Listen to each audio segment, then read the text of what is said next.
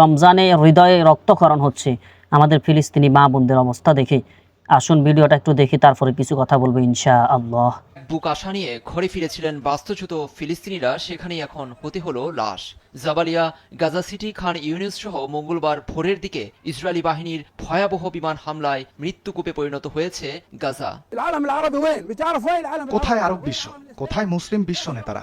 পবিত্র মাহে রমজানে ফিলিস্তিনিদের সঙ্গে কি ঘটছে কেউ কি দেখছে না? ফিলিস্তিনি জনগণের বিরুদ্ধে গণহত্যা চালাচ্ছে ইসরায়েলি বাহিনী।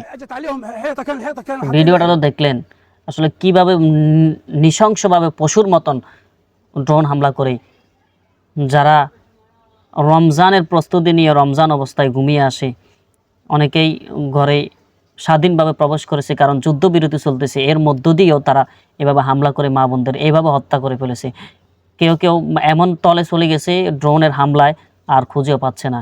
এই সমস্ত নারী শিশুদের পক্ষে কারো কথা বলার কোনো মানব অধিকার, বা যারা মানব অধিকার নিয়ে কথা বলে, তারা মানুষের হক নিয়ে অধিকার নিয়ে কথা বলে, আজকে ওই পশ্চিমারা কই নাই।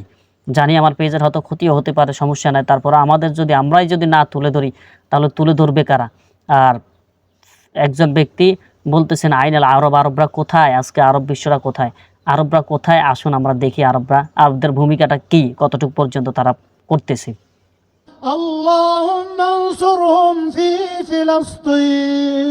পবিত্র কাবা শরীফের সামনে দাঁড়িয়ে এভাবেই দুহাত তুলে ইসরায়েলের বিরুদ্ধে ফিলিস্তিনের বিজয় কামনা করে বিশেষ দোয়া করেছেন মুসল্লিরা। মঙ্গলবার তারাবি নামাজের পর এই দোয়া পরিচালনা করেন কাবা শরীফের আলোচিত শায়ক আব্দুর রহমান আস সুদাইস। এ সময় সাধারণ মুসল্লিরা কান্নায় ভেঙে পড়েন। আল্লাহুম্মা আনজিল আলাইহিম গাওতাকা ওয়া লুতফাকা ওয়া নাসরাকা ইয়া রাব্বাল আলামিন। আগ্রাসন চালিয়ে শিশুসহ নিরীহ ফিলিস্তিনিদের নির্বিচারে হত্যা ও ধ্বংসযজ্ঞ চালিয়ে যাওয়ায় মহান আল্লাহর কাছে ইসরায়েলকে ধ্বংস করে দেওয়ার ফরিয়াদও জানান শায়ক আব্দুর রহমান আস সুদাইস।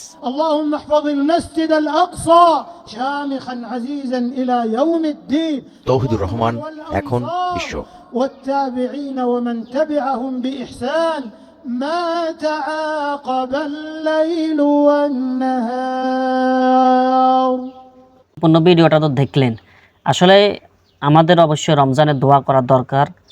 দোয়ার স্থান থেকে আমরা অবশ্যই দোয়া করব, কিন্তু আমাদের একটা জিনিস দেখতে হবে, বুঝতে হবে, দোয়ার কবুলিয়তের মধ্যে সবচাইতে বেশি হকদার আল্লাহ রাসূল সাল্লাল্লাহু আলাইহি সাল্লামের দোয়া সবচাইতে বেশি কবুল হয়। যদি দোয়াতেই সব কিছু হতো তাহলে আল্লাহ রাসূল সশরীরে যুদ্ধ করতেন না। অবশ্যই এই দিকে আমাদের খেয়াল রাখতে হবে। তাই আমাদের সাহায্যগুলা শুধু দোয়া দিয়ে নয়, সামরিক সাহায্য করা দরকার। যাদের সেই অ্যাবিলিটি আছে, নিজের অবস্থান থেকে সবাই প্রতিবাদ জানান। অবশ্যই আমাদের প্রতিবাদ করার ছাড়া, যাদের প্রতিবাদ করা ছাড়া আর কোনো অপশান নেই, তারা প্রতিবাদ করতে হবে। এটা হচ্ছে ইমানি হাওলাত। ইমানদার ব্যক্তি, মমিন ব্যক্তি অন্যজন মমিন ব্যক্তির ক্ষতি দেখে যদি না কিছু করে, বা যদি অন্ততপক্ষে বদদোয়াও না দিতে পারে, তাহলে তার ইমানে সমস্যা আছে। অবশ্যই আমরা নিজের অবস্থান থেকে প্রতিবাদ করব এবং কি সর্বোচ্চরে দোয়া করব। আর দোয়ার ব্যতীত যদি আমাদের এই আর্থিক সহযোগিতা করার কোনো অপশান থাকে, অবশ্যই আমরা নিজ অবস্থান থেকে আর্থিক সহযোগিতা করতে হবে, কারণ এইটাই হচ্ছে ইমানদার ব্যক্তির জন্য, একজন মমিনের জন্য অন্যজন মমিনের হক।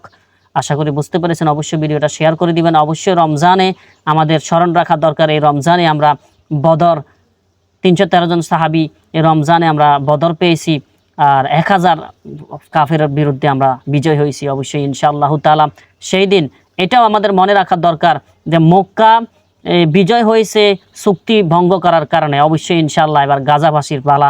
ইনশাআল্লাহ তাআলা আমরা হৃদয় থেকে দোয়া করি গাজাবাসী এবার বিজয় হবে। এই প্রত্যাশা নিয়ে আজকের জন্য বিদায় নিচ্ছি। ওমা তৌফিক ইল্লা বিল্লাহ।